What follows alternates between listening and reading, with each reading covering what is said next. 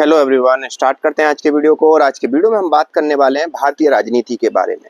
और जब भी भारतीय राजनीति के बारे में चर्चा होगी तो भारतीय जनता पार्टी के बारे में बात होना लाजमी है, क्योंकि भारतीय जनता पार्टी ने इन 10 सालों 12 सालों में वो मुकाम हासिल कर लिया है भारतीय राजनीति के अंदर कि उसको अगले 20 से 30 सालों बल्कि 40 सालों तक एक प्रकार से नज़रअंदाज करना मुश्किल ही नहीं, नामुमकिन हो जाएगा।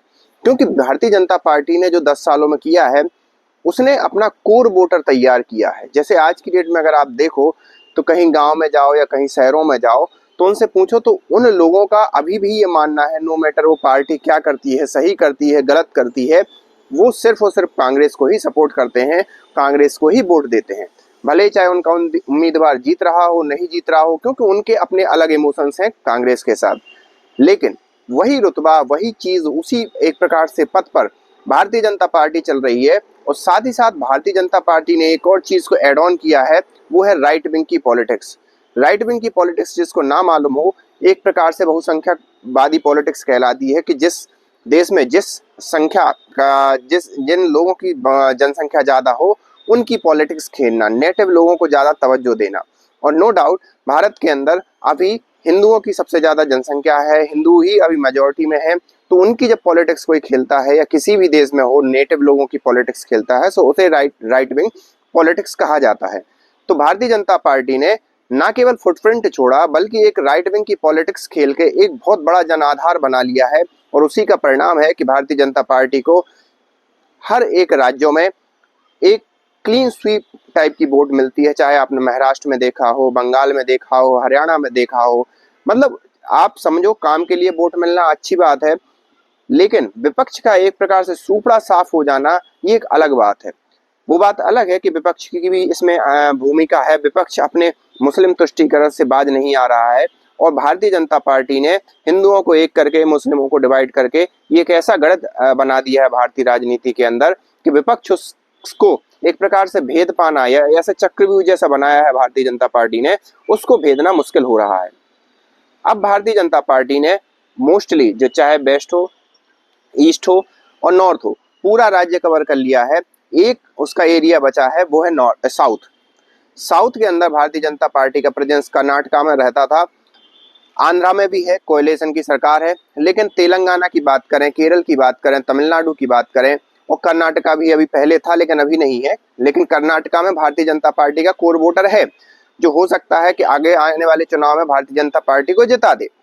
लेकिन हाल ही में अगर देखो तो 3 जो प्रमुख राज्य हैं जिनको मुख्य रूप से तमिल, केरल और तेलंगाना की बात करें, तो वहां पर भारतीय जनता पार्टी का प्रेजेंस नहीं है। और अगर हम एक हिसाब से देखें तो कर्नाटका को छोड़कर बाकी आंध्रा, तेलंगाना, तमिलनाडु और केरला, इसमें भारतीय जनता पार्टी का खुद का जो वर्चस्व है वो बिल्कुल ना के बराबर है। वो एक एनडीए के घटक दल है, टीडीपी कह लो, उसके साथ सरकार बना के रखी है। तो ये थोड़ा सा ऐसा प्रेजेंस है। अब इसमें भारतीय जनता पार्टी नॉर्थ को फतह करने के बाद साउथ की तरफ मुंह देख रही थी। और जैसे नॉर्थ के अंदर साउथ जितनी भी पार्टियां हैं, नॉर्थ इंडिया के अंदर जितनी भी एक प्रकार से रीजनल पार्टी हैं या जो दूसरी पीढ़ी के जो नेता हैं वो उस पार्टी को रूल कर रहे हैं, उन सारी पार्टियों को भारतीय जनता पार्टी ने या तो तोड़ दिया है या तहस नहस कर दिया है, या उनकी आज की डेट में ये स्थिति है कि वो भारतीय जनता पार्टी के सामने चुनाव लड़ने की हिम्मत नहीं रखते। अब बचा रहता है साउथ। साउथ में भी भारतीय जनता पार्टी जी जोर से प्रयास कर रही है। लेकिन यहाँ पर एक गौर करने वाली बात यह है कि वहां पर सीजेपी के आंदोलन से आप देखो तो भारतीय जनता पार्टी की थोड़ी सी डगमगाई है व्यवस्था कि 2029 का चुनाव है वो इतने आसान नहीं होगा। लेकिन साउथ में 2029 को लेकर के कहीं लोकसभा के अंदर भारतीय जनता पार्टी को ज्यादा सीटें ना मिल जाए, जो कि भारतीय जनता पार्टी का लक्ष्य भी है। क्योंकि भारतीय जनता पार्टी अभी 2 जगहों से, पश्चिम बंगाल हुआ और साउथ हुआ, यहाँ से कुछ सीटों की उम्मीद कर रही है 2029 के अंदर। और हो सकता है जो 400 का आंकड़ा 2024 में दिया था वो 2029 में पार कर ले, अगर इन दोनों जगहों को अगर फतह कर लेती है तो। लेकिन यहाँ पर अगर गौर करने वाली बात है कि के अन्नामलाई जो भारतीय जनता पार्टी से हाल ही में अलग हुए हैं, हेमंत रेड्डी साहब जो कि तेलंगाना के चीफ मिनिस्टर हैं और कांग्रेस से चीफ मिनिस्टर हैं, इन दोनों लोगों ने ये लोगों को भरोसा दिलाना स्टार्ट कर दिया है कि जो दिल्ली के अंदर सरकार बैठी है वो नॉर्थ सेंट्रिक सरकार है, क्योंकि वहां पर जो साउथ इंडियन नेताओं का, लीडर्स का उतना प्रतिनिधित्व नहीं है।